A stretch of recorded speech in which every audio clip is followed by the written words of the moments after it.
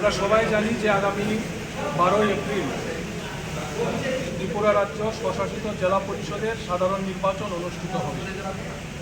প্রথমেই আমরা সিপিআইএমের তরফ থেকে যে কথাটা বলতে চাই, আমাদের রাজ্যে বিজেপি সরকার আসার পর থেকে কোনো নির্বাচন সঠিকভাবে হয়নি। আমরা সবগুলো নির্বাচনে দেখেছি মানুষ তার গণতান্ত্রিক অধিকার প্রয়োগ করতে পারেনি, নির্বাচনকে প্রহসনে পরিণত করা হয়েছে।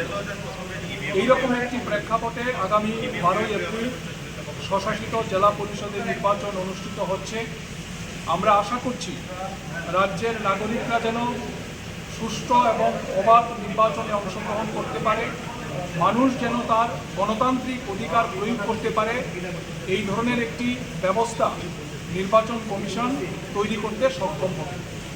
আমরা এই নির্বাচনে নির্বাচক মণ্ডলীর কাছে আবেদন করছি যে বিগত 8 বছরে কি এডিসি এলাকা কি নন এডিসি এলাকা আমাদের রাজ্যকে দুর্নীতির আতুর ঘরে পরিণত করা হয়েছে। দুর্নীতিমুক্ত এডিসি করতে উপজাতি জনগণের অর্থনৈতিক এবং সামাজিক অবস্থার বিকাশের লক্ষ্যে এবং গণতন্ত্র পুনঃপ্রতিষ্ঠা করতে বিশেষ করে উপজাতি এলাকায় শিক্ষা ব্যবস্থা ভেঙে পড়েছে, স্বাস্থ্য পরিষেবা ভেঙে পড়েছে, যোগাযোগ ব্যবস্থা ভেঙে পড়েছে এবং উপজাতি যুবকরা কাজের অধিকার থেকে বঞ্চিত হচ্ছে। উপজাতি যুবকরা শিক্ষিত হয়েও তারা সরকারি চাকরি সুযোগ থেকে বঞ্চিত হচ্ছে। অন্যদিকে নেশার সাগরে ভাসিয়ে দেওয়া হচ্ছে উপজাতি যুবকদের একাংশকে।